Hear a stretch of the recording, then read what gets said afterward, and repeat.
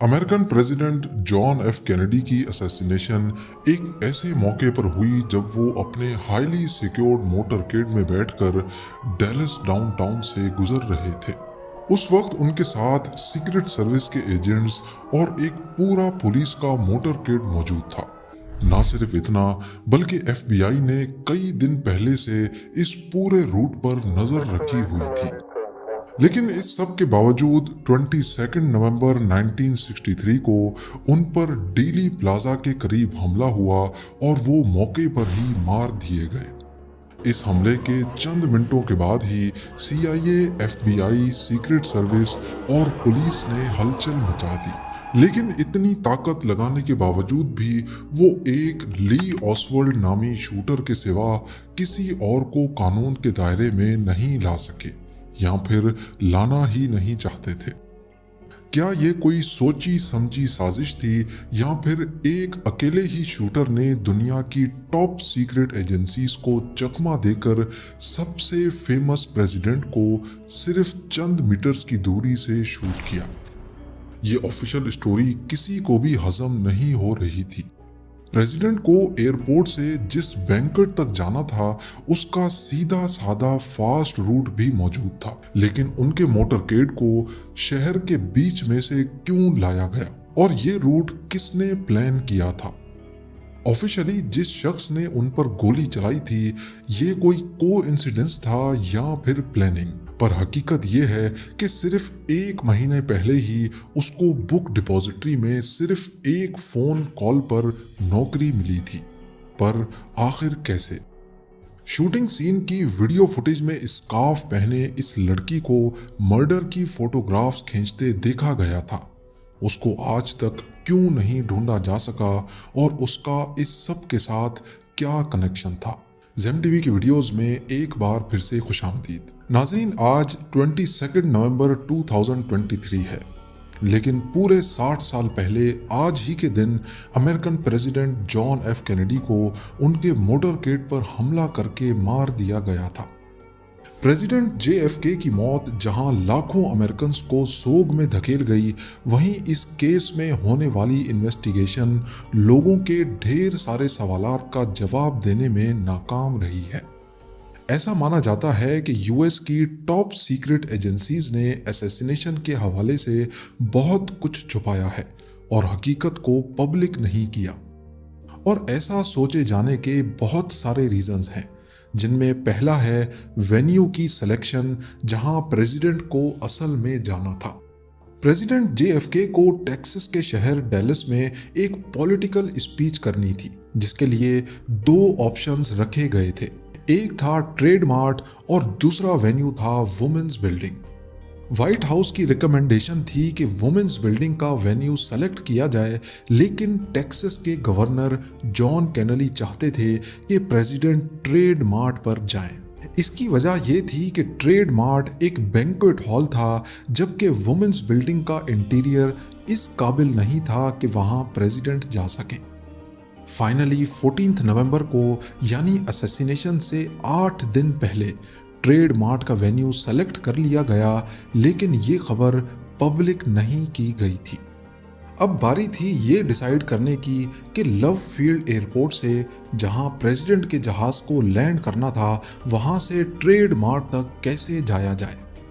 अब normally presidential मोटरकेड्स को ऐसे रूट से गुजारा जाता है जहां रुकावटें या टर्न्स कम से कम हो। ऐसा ही एक रूट था भी जो शहर को बाईपास करके बाहर से ही प्रेसिडेंट को ट्रेड मार्ट तक पहुंचा सकता था, लेकिन उसको सेलेक्ट नहीं किया गया, बल्कि शहर के अंदर से स्कूल बुक डिपॉजिटरी, जहां से शूटर ने प्रेसिडेंट पर हमला किया था, उसके बराबर से गुजरने का रूट सेलेक्ट किया गया।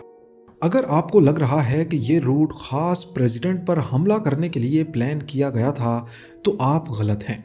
जी हाँ, ऐसा प्रेसिडेंट की खुद की फरमाइश पर किया गया था, क्योंकि वो लोगों के हजूम के बीच से गुजरना चाहते थे। लेकिन अगर मान लिया जाए कि ट्रेड मार्ट के वेन्यू के बजाय वुमेन्स बिल्डिंग को सेलेक्ट किया जाता, तो फिर प्रेसिडेंट का मोटरकेड इस मेन रोड से होता हुआ ईस्ट की तरफ जाता।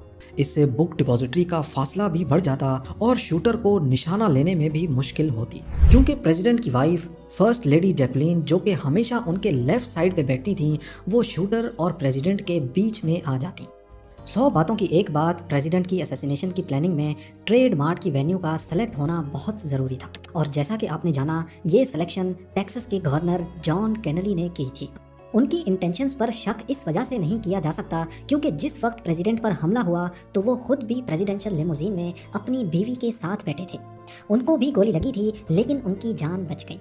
और दूसरा ये कि गवर्नर केनेडी पहले से ही इस रूट के खिलाफ थे। वो चाहते थे कि शहर के बाहर से ही ट्रेड मार्ट तक पहुंचा जाए, पर कोई तो था जो इन सब चीज़ों की बहुत पहले से कैलकुलेशंस करके बैठा था। प्रेसिडेंट का मोटरकेड और वेन्यू उनकी असैसिनेशन से सिर्फ 3-4 दिन पहले पब्लिक किया गया था, यानी इससे पहले ये इन्फॉर्मेशन किसी को भी मालूम नहीं थी। पर स्कूल बुक डिपॉजिटरी में 2 महीने पहले कुछ ऐसा हुआ था जिससे ये जाहिर होता है कि ये इन्फॉर्मेशन पहले से ही किसी के पास थी। जी हाँ, ठीक 2 महीने पहले स्कूल बुक डिपॉजिटरी में अचानक स्टाफ की शॉर्टेज हो गई। सितंबर 1963 में वास्ले फ्रेजियर नामी एक शख्स को एम्प्लॉयमेंट एजेंसी की तरफ से कॉल आती है जिसमें उनको बुक डिपॉजिटरी में जॉब की ऑफर दी जाती है। वास्ले फ्रेजियर आधे घंटे की दूरी पर इरविंग नामी एक टाउन में रहता था। वो अगले ही दिन 13 सितंबर को बुक डिपॉजिटरी में पहुंचा और उसको वहां के सुप्रिटेंडेंट रॉय टोली ने हाथों हाथ हायर कर लिया। 1 महीने के बाद यानी 15 अक्टूबर को वास्ले के पड़ोसी ने भी बुक डिपॉजिटरी के सुप्रिटेंडेंट को फोन पर अप्रोच किया और इत्तेफाक देखें कि अगले ही दिन उसको भी हायर कर लिया गया। वास्ले का पड़ोसी कोई और नहीं बल्कि ली ऑसवर्ल्ड ही था, जिसको 39 डेज के बाद प्रेसिडेंट JFK के मर्डर के केस में अरेस्ट किया जाना था। ली ऑसवर्ल्ड के पास ड्राइविंग लाइसेंस न होने की वजह से वो रोजाना आउटबैक नहीं कर सकता था। इसी वजह से उसने डेलस में ही एक रूम रेंट पे ले लिया। वो वीकेंड्स पर वास्ले के साथ ऑफिस टाइमिंग्स के बाद इरविंग में अपने घर जाता और मंडे सुबह को वास्ले के साथ ही वापस बुक डिपॉजिटरी पहुंच जाता था। करीब 1 महीने तक ये रूटीन चलता रहा, लेकिन प्रेसिडेंट की असैसिनेशन से सिर्फ 1 दिन पहले यानी 21 नवंबर को ये रूटीन टूट गया। 21 नवंबर को थर्सडे के दिन ही ली ऑसवर्ल्ड वास्ले के साथ अपने घर इरविंग चला गया, क्योंकि उसका कहना था कि वो इस वीकेंड को डेलस में ही रहेगा। अगली सुबह फ्राइडे को जब ऑसवर्ल्ड वास्ले के साथ ऑफिस जाने के लिए घर से बाहर निकला तो उसके हाथ में एक लंबा पेपर बैग मौजूद था, जिसमें ऑसवर्ल्ड का कहना था कि कर्टन रॉड्स हैं जो वो अपने रूम में लगाने के लिए लेके जा रहा है। असैसिनेशन से सिर्फ आधा घंटा पहले ऑसवर्ल्ड बुक डिपॉजिटरी के 6th फ्लोर पे अपने कुछ कोलीग्स के साथ मौजूद था। उस वक्त दिन के 12 बज रहे थे और ये लंच टाइम था। सारे लंच करने के लिए 1st फ्लोर पे चले गए, लेकिन ऑसवर्ल्ड 6th फ्लोर पे ही अकेला मौजूद था। प्रेसिडेंट का मोटरकेड देखने के लिए डिपॉजिटरी के बाहर काफी लोगों का मजमा लग चुका था। डिपॉजिटरी के चंद एम्प्लॉइज भी 5th फ्लोर की खिड़कियों से ये मंजर देखने में मसरूफ थे। ठीक 12:30 पे प्रेसिडेंट का मोटरकेड आता है, जिसमें प्रेसिडेंट गाड़ी की राइट साइड पे और फर्स्ट लेडी उनके लेफ्ट साइड पे बैठी होती है। आगे गवर्नर और उनकी बीवी मौजूद थी। जैसे ही प्रेसिडेंशियल लिमोजीन बुक डिपॉजिटरी से लेफ्ट टर्न लेती है तो पूरा एरिया पहले फायर की आवाज से गूंज उठता है। इत्तेफाक से उस वक्त एक रिपोर्टर ये सारा मंजर अपने कैमरे में रिकॉर्ड कर रहा था। कुछ लोगों का कहना था कि 2 फायर किए गए थे, लेकिन कुछ को 3 की भी आवाज सुनाई थी, पर एक गोली प्रेसिडेंट की गर्दन में लगी और दूसरी उनके सर पर। लिमोजीन का ड्राइवर बिना वेट किए गाड़ी को लोकेशन से भगाता हुआ ले जाता है, लेकिन प्रेसिडेंट जॉन F कैनेडी की मौत शायद उसी वक्त हो गई थी। किसी ने उसका होलिया ब्लैक तो किसी ने वाइट बताया, लेकिन मोटरकेड के एक पुलिस ऑफिसर ने पहले फायर के फौरन बाद 6th फ्लोर पे एक शख्स को फायर करते देखा था, तो बिना टाइम जाया किए वो बिल्डिंग के अंदर घुस गए। वो 6th फ्लोर तक गए, लेकिन वहाँ कोई मौजूद नहीं था। चंद मिनटों के अंदर अंदर पूरी बिल्डिंग को पुलिस और FBI की जानिब से सील कर दिया गया और अंदर मौजूद तमाम एम्प्लॉयज को अब बाहर जाने से रोक दिया गया। लेकिन इन तमाम एम्प्लॉयज में एक शख्स मिसिंग था और वो कोई और नहीं बल्कि ली ऑसवर्ल्ड था। ली ऑसवर्ल्ड शायद ये कार्रवाई करने के बाद फौरन बुक डिपॉजिटरी से निकल चुका था। वो पहले अपने रूम पे गया, वहाँ कपड़े बदले और अपना पिस्टल लेकर फौरन बाहर निकला। पुलिस जो अब ऑलरेडी उसको तलाश कर रही थी, उन्होंने पूरे शहर की पेट्रोलिंग को वायरलेस कर दिया था। पेट्रोलिंग पे मौजूद एक ऑफिसर ने ऑसवर्ल्ड को देख लिया, लेकिन इससे पहले वो कुछ करता, ऑसवर्ल्ड ने पुलिस ऑफिसर पर 4 फायर किए और मौके पर ही उसको मार दिया। ऑसवर्ल्ड अब करीबी मूवी थिएटर में जाकर छुप चुका था। जल्द ही पुलिस ने उसको ढूंढ लिया और उसको अरेस्ट करके पुलिस हेडक्वार्टर्स ले गए। अगले 2 दिनों तक पुलिस, FBI और CIA ने उसको खूब इंटरोगेट किया, लेकिन इस इंटरोगेशन की रिकॉर्डिंग नहीं की गई। बंद कमरे में जो कुछ हुआ उसका किसी के पास कोई सबूत नहीं है। 24 नवंबर को उसे जब पुलिस हेडक्वार्टर से जेल ट्रांसफ़र किया जा रहा था, तब भरे मीडिया और पुलिस के सामने एक शख्स ने उसको गोली मार दी। जिस हॉस्पिटल में जॉन F कैनेडी को लेकर गए थे, उसी हॉस्पिटल में ली ऑसवर्ल्ड ने भी दम तोड़ दिया। ये वो कहानी थी जो ऑफिशियली डिस्क्लोज की गई, लेकिन कई गवाहों का कहना था कि ये वो शख्स ही नहीं था जिसको उन्होंने 6th फ्लोर की विंडो पे देखा था।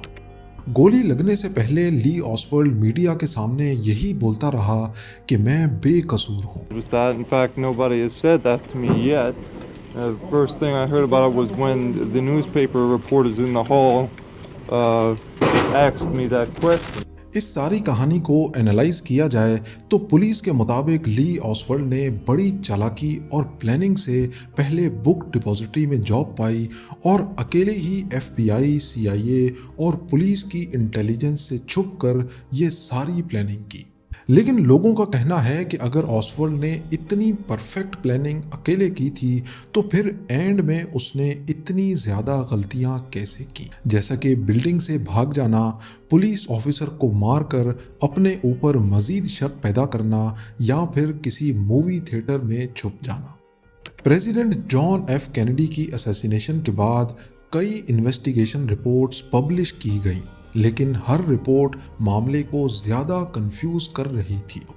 ऑसवर्ल्ड के मरने के बाद ये थ्योरी भी सामने आई कि शायद उसको उन्हीं लोगों ने मरवाया है जिन्होंने असल में ये सारी प्लानिंग की थी, क्योंकि अगर ये कोई साजिश भी थी तो फिर भी ये काम बगैर इनसाइडर्स के करना पॉसिबल ही नहीं था। कई लोगों का मानना है कि FBI और CIA भी इस साजिश में शामिल थी, क्योंकि ली ऑसवर्ल्ड असल में फॉर्मर US मरीन था और उस पर पहले से FBI ने नज़र रखी हुई थी। लेकिन फिर भी उन्होंने ये बात प्रेसिडेंट के सीक्रेट सर्विस से छुपाई जब वो मोटरकेड का रूट डिसाइड कर रहे थे।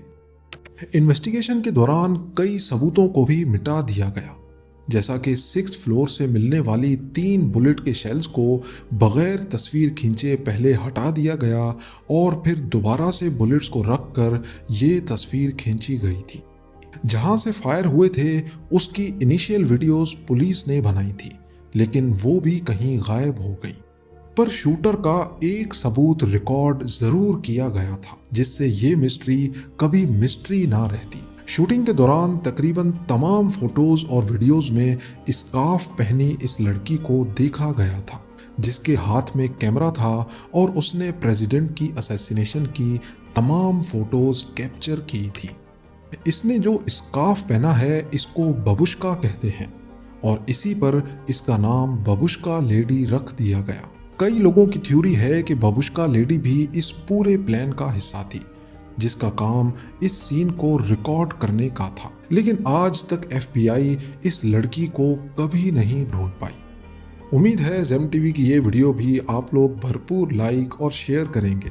आप लोगों के प्यार भरे कमेंट्स का बेहद शुक्रिया। मिलते हैं अगली शानदार वीडियो में।